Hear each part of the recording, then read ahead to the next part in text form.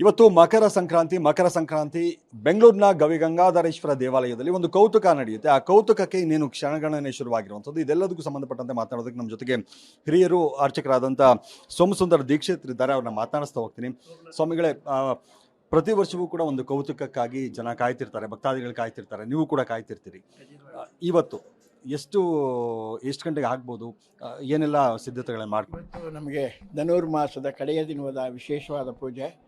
ನಾವು 5:30ಗೆ ಅಭಿಷೇಕ ಶುರು ಮಾಡಿ ವಿಶೇಷವಾಗಿ ಮಂಗಳಾರತಿ ಅಲಂಕಾರ ಎಲ್ಲ ಮಾಡಿ ಈಗ ಎಲ್ಲ ಭಕ್ತಾದಿಗಳಿಗೆ ದರ್ಶನದ ವ್ಯವಸ್ಥೆಯನ್ನು ಮಾಡಿದ್ವಿ. ದರ್ಶನ ಆಗ್ತಾಯಿದೆ. 1 ಗಂಟೆವರೆಗೂ ಎಲ್ಲರಿಗೂ ದರ್ಶನದ ಭಾಗ್ಯವನ್ನು ಕೊಡ್ತೀವಿ. ಅದಾದ ನಂತರ ದಕ್ಷಿಣಾಯನದಿಂದ ಉತ್ತರಾಯಣಕ್ಕೆ ಪ್ರವೇಶ ಮಾಡೋ ಸೂರ್ಯ, ಆ ಈಶ್ವರನ ಪೂಜೆಯನ್ನು ಮಾಡಿ ತದನಂತರ ಉತ್ತರಾಯಣವನ್ನು ಪ್ರವೇಶ ಮಾಡೋದು.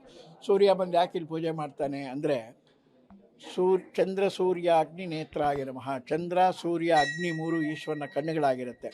ಅಂತಹ ಕಣ್ಣುಗಳಾಗಿರುವಂಥ ಸೂರ್ಯ ಭಗವಂತ ತನ್ನ ಪಥವನ್ನು ದಕ್ಷಿಣಾಯನದ ಪಥದಿಂದ ಉತ್ತರಾಯಣ ಪಥಕ್ಕೆ ಪ್ರವೇಶ ಮಾಡುವಾಗ ಆ ಈಶ್ವರನ ದರ್ಶನವನ್ನು ಮಾಡಿ ಅವನ ಅನುಗ್ರಹ ಪಡೆದು ತದನಂತರ ಉತ್ತರಾಯಣ ಪ್ರವೇಶ ಮಾಡುವಂಥ ವಿಶೇಷವಾದ ದಿನ ಇವತ್ತು.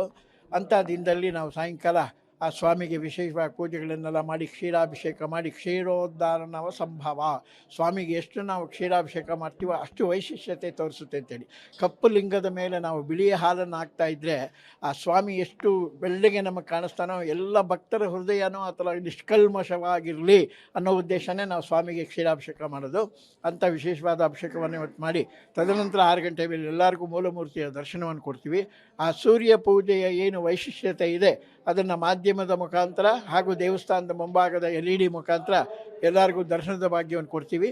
ಆಮೇಲೆ ಎಲ್ಲರಿಗೂ ಒಳಗಡೆ ಬಿಟ್ಟು ದರ್ಶನ ಮಾಡಿಸಿ ಸ್ವಾಮಿಗೆ ಅಭಿಷೇಕ ಮಾಡಿದ ತೀರ್ಥವನ್ನು ಎಲ್ಲರಿಗೂ ಪ್ರಸಾದದ ರೂಪದಲ್ಲಿ ಕೊಡುವಂಥ ವೈಶಿಷ್ಟ್ಯತೆಯನ್ನು ಏರ್ಪಾటు ಮಾಡಿದ್ದೀವಿ. ಎಷ್ಟು ಜನ ಇವತ್ತು ಭಕ್ತಾದಿಗಳು ಬರುವಂಥ ನಿರೀಕ್ಷೆಯನ್ನು ಇಟ್ಕೊಂಡಿದ್ದಾರೆ? ಸಾಮಾನ್ಯವಾಗಿ ನಮ್ಮನೆ ಒಂದು 10ರಿಂದ 20,000 ಜನದವರೆಗೂ ಮುಂದ್ಗಡೆ ಬರ್ತಾರೆ. ಈಗ ನಿಮ್ಮ ಮಾಧ್ಯಮ ಬಂದಿರೋದ್ರಿಂದ ಎಲ್ಲರೂ ಅವರವ್ರ ಮನೆಯಲ್ಲೇ ಕೂತ್ಕೊಂಡು ಆ ಈಶ್ವರನ ದರ್ಶನ ಮಾಡಿ ಅಲ್ಲೇ ಓಂ ನಮಃ ಶಿವಾಯ ಹೇಳ್ತಾ ಇದ್ದರೆ ಅದೇ ಪುಣ್ಯ ಭಾಗ ಸಿಗುತ್ತೆ. ತದನಂತರ ಒಂದಿನ ಬಂದು ಈಶ್ವರನ ದರ್ಶನ ಮಾಡಿಕೊಂಡ್ರೆ ಅದು ಪೂರ್ಣವಾಗುತ್ತೆ. ಪೂರ್ಣಾಯ ಪೂರ್ಣಮಾದಾಯ ಪೂರ್ಣಮೇವಾವಶಿಷ್ಯತೆ.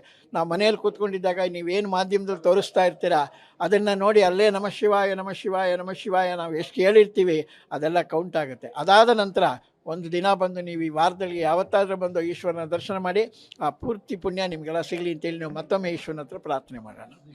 ಎಷ್ಟು ಕ್ಷಣಗಳ ಕಾಲ ರಶ್ಮಿ ಇರುತ್ತೆ ಶಿವಲಿಂಗದ ಮೇಲೆ? ಪಾದಾದಿ ಕೇಶ ಅಂತ 3 ನಿಮಿಷ ಅಂತ ನಾವು ಹೇಳ್ತಾ ಇದ್ದೀವಿ. ಆದರೆ ಪಾದದಲ್ಲಿ ಬಂದು ಸ್ವಾಮಿ ಹಾಗೆಯೇ ಪೂಜೆ ಮಾಡ್ಕೊಂಬರ್ತಾರೆ. ಶೃಂಗ ಮಧ್ಯೆ ಶಿವನ್ ದೃಷ್ಟ ಪುನರ್ಜನ್ಮಂ ನ ವಿದ್ಯತೆ.